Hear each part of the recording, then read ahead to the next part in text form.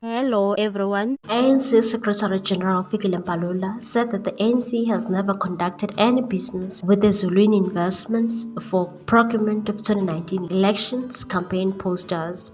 Mbalula, who was at the time head of elections, said he and then treasurer of party Paul Mashatile never approved or dealt with Ezulwini for its election campaign. Mbalula has accused the printing company of fraud, adding that this was a heist executed with those from within the party. He further added that those found guilty are being dealt with through internal disciplinary processes. Mbalula discussed various topics including the election manifesto, NHI, and the party's stance on Palestine during a media briefing on Wednesday. The address on the matter was the second such address after ANC national spokesperson Mahlengi Bengu Motsiri told the media about the litigation that almost resulted in the seizure of the ANC office assets on Monday. Mbalula said they connived, and because they have connections in the party, connived to do this. There was never a procurement. There was never procurement from Ezulwini. This is a fraudulent matter. There are people we owe and we have entered in the payment agreements with them.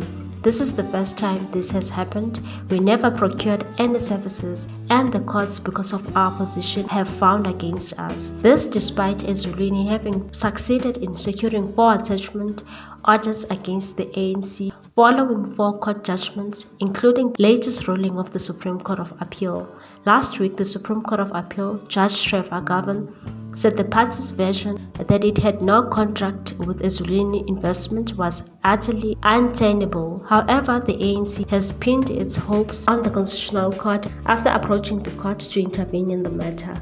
This week, the printing company said it was hopeful that this matter will be finalized sooner by the Apex Court, as they have waited for more than 5 years to finalize the matter. Mbalula said, "We are not fighting a case of a black company. The ANC has entered into terms with companies we have worked with. They decided to defraud the ANC. They never came to our agenda. My signature and that of Treasurer Paul Mashatile were obtained fraudulently. Mashatile never signed nor concurred, as nobody, included myself, had the authority to sign off 102 million to procure posters. They know that, but they still insist. We never entered into terms with them."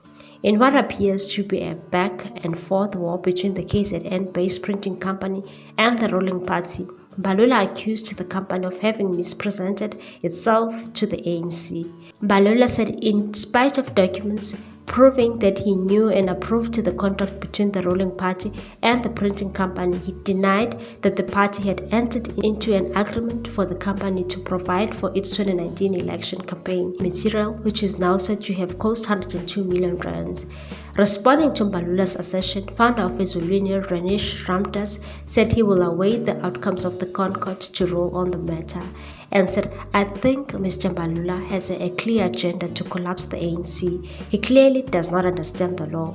We will wait for the courts to decide and will give instructions to our legal team to continue with the liquidation against the ANC." Meanwhile, the lawyer of Ezulwini Investments said the governing party has a leader on the Forbes Billionaires list who have money to pay off its mounting debts, which he called charm change. The lawyer of Ezulwini, Shafiq Sali, told 702 that the money owed, and which has now ballooned to about 150 million rands with interest, legal fees and other charges, is charm change for the ANC. They told the country they have the money. "We are owed so much. I want to believe it." You surely don't make a statement like that. This is charm change because in their own forensic report, there's allegation that they spent in excess of 1.2 billion rand on the 2019 elections. Inflation, etc., no one expects that. They have in their war chest for the coming elections. I would imagine at least more than that. If they don't have it, their minders or leaders certain do. Their leaders are on Forbes magazine. They are billionaires, so surely 150 million is charm change. What's your take on this one, people? Thanks for watching. Please subscribe for more news.